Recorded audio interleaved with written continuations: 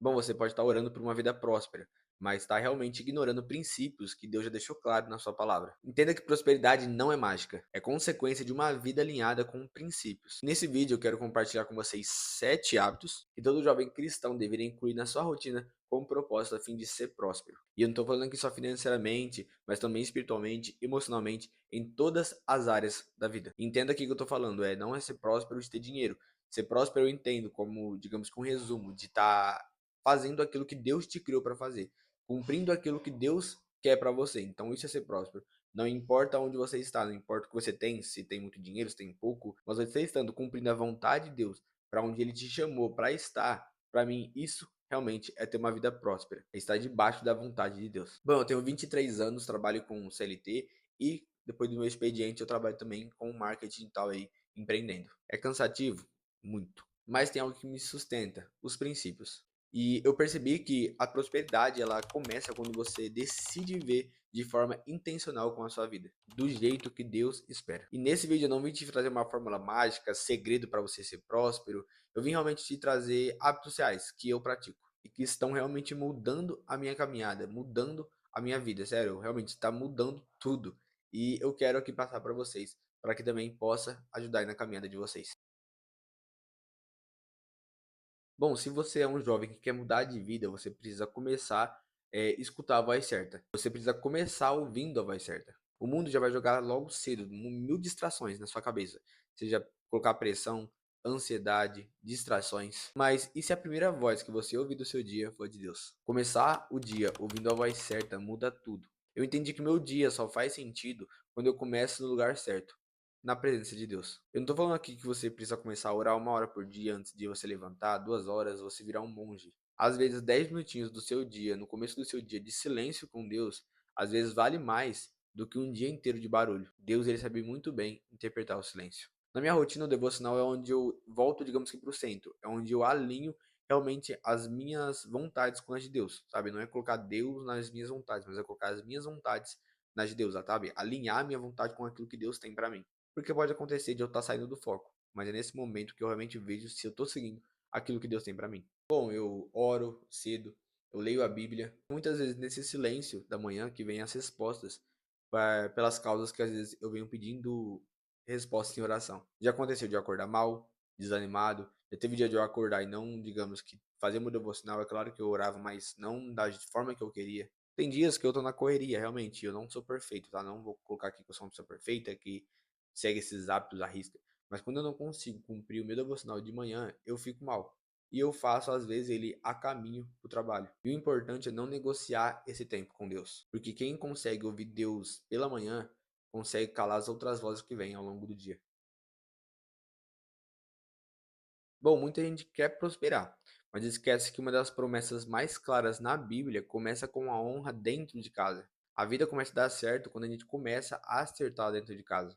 Honrar é mais do que obedecer, honrar é valorizar. Eu levei um tempo para entender isso, confesso, não fui o filho perfeito, mas levou um tempo para eu entender que não é só sobre obediência, porque para mim obedecer já era o suficiente, mas honrar vai muito além. É claro que eu tô melhorando a cada dia, não sou perfeito, eu já falei isso pra vocês. Mas é escutar com paciência, é ser grato mesmo discordando, porque às vezes seus pais, eles têm uma preocupação enorme com você, e você tem que entender o lado deles, mesmo você não concordando com a decisão que eles têm. Entenda que lá no fundo eles se preocupam com você. É reconhecer o esforço dos seus pais, mesmo que eles não sejam perfeitos. Tive fases da minha vida em que tudo parecia travado, sério mesmo. Eu orava, buscava, me esforçava, sabe, com sinceridade, com o coração realmente querendo saber a resposta. Nada dava certo. Foi quando eu realmente percebi que eu estava sendo um filho duro em casa. Eu reclamava demais, não reconhecia o sacrifício dos meus pais, o esforço que eles faziam. Eu não reconhecia quando eles realmente se preocupavam, mesmo eu discordando, como eu falei, e eu só atacava. E quando eu comecei a entender realmente isso, quando eu comecei realmente praticar essa honra dentro de casa, parece que alguma coisa mudou e portas realmente começaram a se abrir para mim. Isso é bíblico, tá na Bíblia realmente falando sobre a questão de honrar pai e mãe. Honra teu pai e tua mãe para que você vá bem. Não é só espiritual, é prático. Quem honra os pais, honra princípios. E quem honra princípios, colhe bênçãos. Bom, vamos lá. A gente acha que muitas das vezes o trabalho é só uma forma de ganhar dinheiro. Mas Deus vê o nosso trabalho como um campo de missão. um centro de treinamento, um lugar que vai testar o seu caráter. Mesmo na CLT, minha mentalidade é servir, é trabalhar como se fosse para o Senhor, como se fosse para Deus. E eu demorei também a entender isso. Hoje, quando eu tô no meu trabalho CLT, eu não tô somente ali para cumprir ponto. Eu tô ali para ser luz. Eu não tô fazendo o meu melhor porque meu chefe tá vendo. Eu tô fazendo o meu melhor porque Deus está. E isso começa a mudar tudo. Muda como você reage a uma bronca, como você entrega uma tarefa e como você lida com as injustiças que acontecem. Você honra a Deus quando entrega algo bem feito. Você honra a Deus quando começa a cumprir os seus horários e quando trabalha com alegria mesmo cansado. Isso atrai respeito e abre portas para outras oportunidades. Eu posso te falar isso como um testemunho, que eu acredito que foi Deus que me colocou lá, porque eu comecei trabalhando no chão de fábrica e hoje eu tive a oportunidade de começar a trabalhar no escritório. Me diz, se a gente não for excelente, se a gente não for intencional com um pouco, como que Deus vai confiar muito a nós? Vamos ser sinceros, a maioria das pessoas, se não todas, querem o palco, mas Deus também olha os bastidores. Aquilo que ninguém vê muitas das vezes é o que sustenta a sua prosperidade. O que você faz quando ninguém está vendo revela realmente onde Deus pode te levar. Tem dia que é muito fácil manter a aparência, difícil mesmo é manter a essência. Eu já me peguei em situações que eu podia dar um jeitinho, esconder algum erro ou jogar, digamos que para debaixo do tapete, que ninguém ficaria sabendo. Mas a pergunta é, e se Jesus estivesse do meu lado quando eu fiz aquilo? E pode contar uma coisa?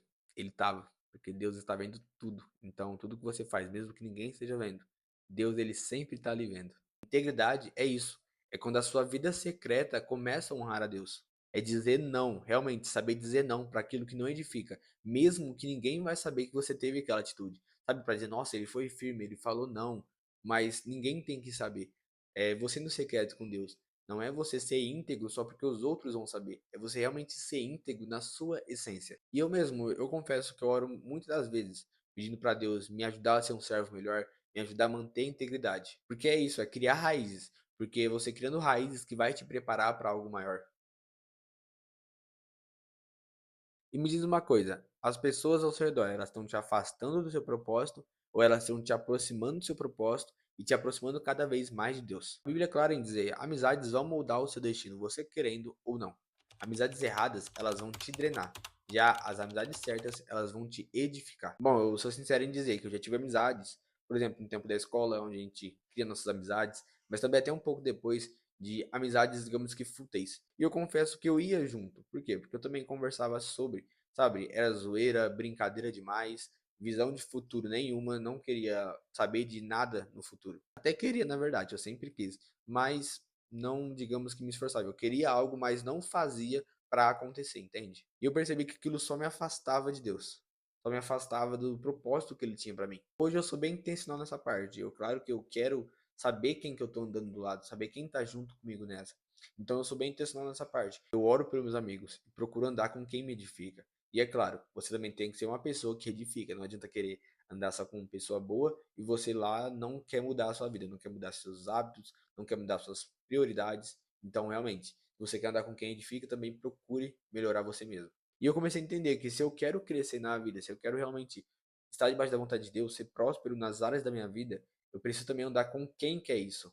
E não é sobre você começar a escolher, mas é realmente você alinhar quem está contigo. Porque acredite ou não, isso importa muito quem está com você. E é na questão que você pode levar para sua vida inteira, nos seus relacionamentos, com quem você está hoje, nas suas amizades, nos colegas de trabalho, sabe? É toda essa parte. Qual conversa que você tem com essas pessoas? Então, realmente, você tem conversa que leva para frente, visão de futuro, que é realmente alguma coisa para o seu futuro, ou só fica de brincadeira, de zoeira, levando tudo na brincadeira e não quer saber de nada. E quem você ouve influencia no que você vai acreditar. E o que você vai acreditar determina como você vai agir. Então seja estratégico. Crie laços quem vai te confrontar com amor, tá? Não só quem passa a mão na sua cabeça para tudo que você faz, realmente para quem vai te confrontar. Mas claro, tendo amor, querendo o seu melhor. E você também, seja um amigo que confronta, mas com amor, querendo também o melhor do próximo. Pega de exemplo, por exemplo, o jovem Josué. Com quem que ele andava? Com o velho Moisés. Então entenda que muitas das vezes suas amizades não vão ser da sua idade, assim, digamos, suas amizades, tá? Você vai às vezes, ter amizade com pessoas mais velhas, vai receber conselho de pessoas mais velhas que têm mais experiência que você.